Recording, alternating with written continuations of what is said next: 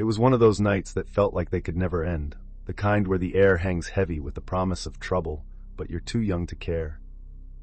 My best friend, Mike, and I were hanging out by the corner store, talking to a couple of girls we'd just met that evening. It was the usual teenage hangout. Jokes, laughter, teasing, the kind of energy that made us think we were invincible. The summer night was warm, a cool breeze rustling the leaves in the trees around us. We were a few blocks away from home, the city noises muffled by the distance, and everything seemed perfect for a night of random adventures. I leaned against the corner of the building, trying to impress the girls with some lame joke I couldn't even remember now, when a loud bang suddenly shattered the easygoing rhythm of the moment. We all turned in unison toward the source. A door flew open from a house just down the street, a heavy wooden thing that slammed against the wall with a force that rattled the air. For a split second, everything went quiet. Then, out of the shadows, a figure appeared, an older woman, her hair wild, her eyes wide with something between rage and panic, and in her hand she was holding a machete. Time seemed to slow down. My heart stopped for a beat as she stepped into the street, the machete gleaming in the dim streetlight, and her voice broke the silence. "You kids think you can just hang around here, huh?" she yelled, her voice raspy but sharp. "You think you can mess with me?" Before any of us could react, she took one step forward, and then another, closing the distance between us with an unsettling speed. There was something in her movements that was almost unnatural, like she had done this before, chasing people through the night with a vengeance. Mike was the first to react. "Run!" he shouted, already turning and sprinting down the street. Without thinking, I followed, adrenaline surging through my veins, my feet pounding against the pavement. The girls screamed, scrambling to get away in their own direction, but I didn't even look back. I was too focused on putting as much distance between us and the woman with the machete. But she was fast. I had no idea how. She was older, slower looking, but with every step she took, she gained on us.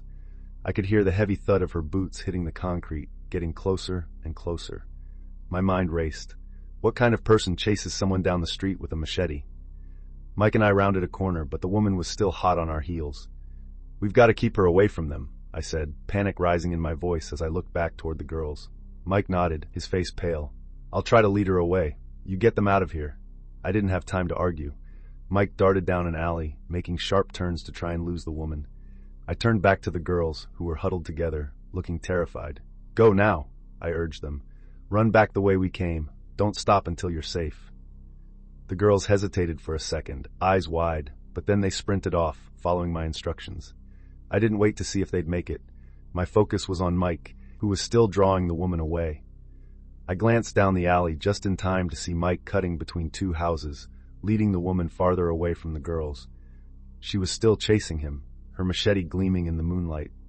Mike wasn't looking back, but I could tell he was keeping her occupied, making sure she followed him instead of them. I started running again, putting as much distance as I could between me and the woman. My breath was ragged, and my legs felt like lead, but I knew we couldn't stop, not with her still chasing us. We skidded around another corner, my chest tight with fear. Mike was ahead of me now, cutting through backyards, jumping fences with ease. I wasn't as fast, but I knew I couldn't stop. Not now. We were close, so close, but my legs were burning, my feet pounding the pavement, the sound of her footsteps still echoing in my mind. The alley opened up into a narrow street. Mike had already ducked between two houses, but I hesitated. The woman was gaining. I could hear her ragged breathing now, mixed with the soft clang of the machete against the pavement. She was almost there. She was almost... "Jump!" Mike shouted from behind a fence. Without a second thought, I leapt for the fence, my hands gripping the wood and pulling myself up, my heart hammering in my ears. I made it to the other side just as I heard her shouting again, her voice raw with anger. I could see Mike ahead, already running into the shadows, waiting for me. I barely cleared the fence before I hit the ground, stumbling forward. My legs wobbled as I pushed myself to keep moving, the sound of the woman's footsteps still echoing in my mind. We didn't stop until we reached the next block, well out of her sight. My chest burned with the effort, and I could feel my heart thumping in my throat. We ducked behind a dumpster, trying to catch our breath, our faces lit up with a mixture of fear and disbelief. I looked at Mike, still gasping for air.